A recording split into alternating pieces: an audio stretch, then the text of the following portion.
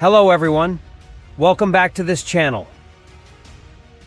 On the 6th, the Russian armed forces carried out 39 group strikes with air and ground-based high-precision weapons, as well as drone kamikazes on Ukrainian energy industry facilities, military-industrial complex enterprises, air defense systems, armories, tanks, Ukrainian armed forces, and foreign mercenaries.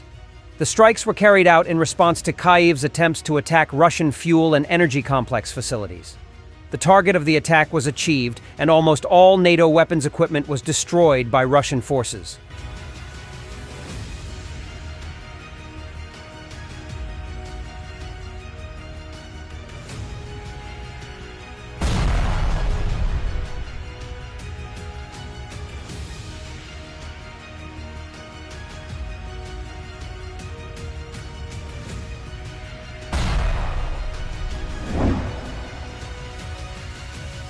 The Russian Defense Ministry reported. On the Avdeevsky front, the advance of Russian forces is visible in all directions, in more places and in fewer places. The main battle took place in the Avdeevsky direction, with Russian paratroopers successfully destroying one of the American M1A Abrams tanks that was conducting operations, and the destruction of a Ukrainian armed forces Bat-2 engineering vehicle by a Lancet drone. In other directions, battles took place with varying degrees of success.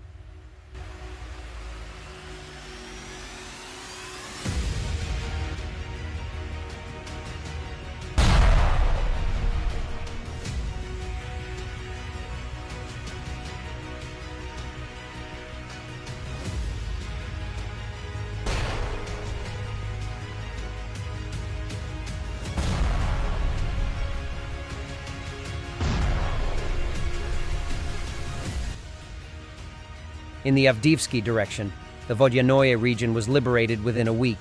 Advances are being made into the depths of the enemy defense, and more favorable positions are being occupied. Ukrainian troops counterattacked 39 times in the regions of Semenovka, Novgorodskoye, Berdichi, Tonenkoye, Umanskoye, and Pervomaiskoye. All counterattacks of Ukrainian troops were successfully thwarted by Russian troops.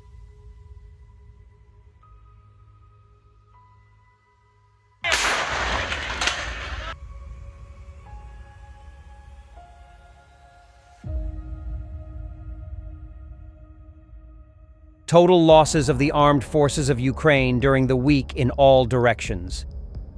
In terms of personnel, 3,555 killed and wounded for armored vehicles, 17 tanks, 30 armored vehicles, including armored personnel carriers and infantry fighting vehicles, 197 vehicles, for artillery, 135 field artillery guns, including self-propelled guns. 4 field ammunition depots were destroyed. 7 Ukrainian soldiers surrendered.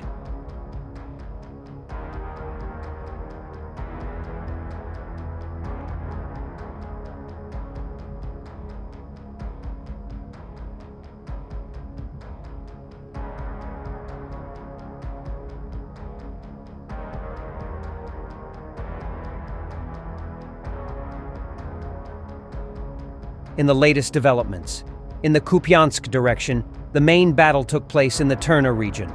Russian troops managed to dramatically destroy Ukrainian troops, American M777 howitzers, and Ukrainian BMP-1s. There was an advance, but it was tactical. The Ministry of Defense did not report the entry of Russian armed forces into the outskirts of this settlement. Enemy counterattacks in the Sinkovka and Terny areas. Выстрел!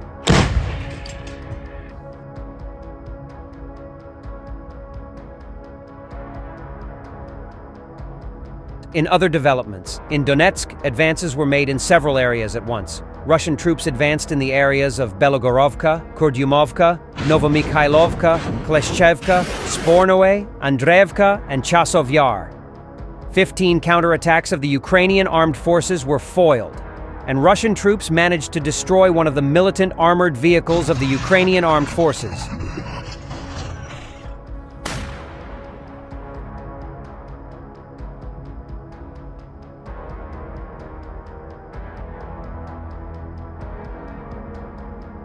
In the Yuzhno-Donetsk region, tactical positions along the front line in the Urozhainoye, Ugledar, and Malinovka regions have been improved over the past week. In the Kherson direction, there are practically no changes, the fighting on the Rabotino-Verbovoy line with very significant progress. Almost all the areas attacked by Russian troops in the past week have cost Ukrainian troops dearly.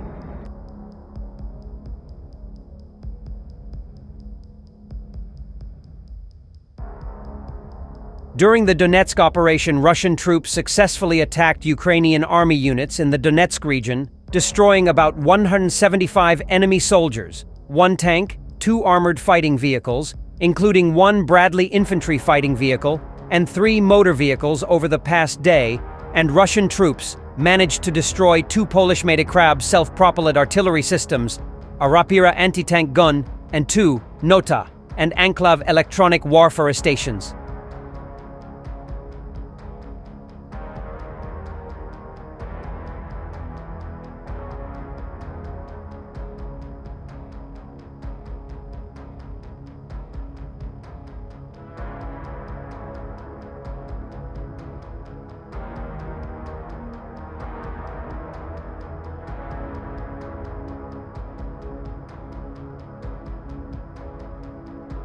Pentagon Chief Lloyd Austin believes that if Ukraine loses a full-scale war with Russia, Russia will be forced to fight against the entire North Atlantic Alliance.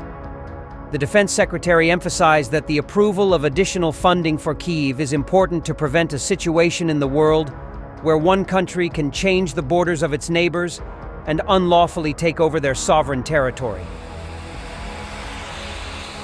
Austin's statement at the U.S. House Armed Services Committee hearing. Thank you for watching this video.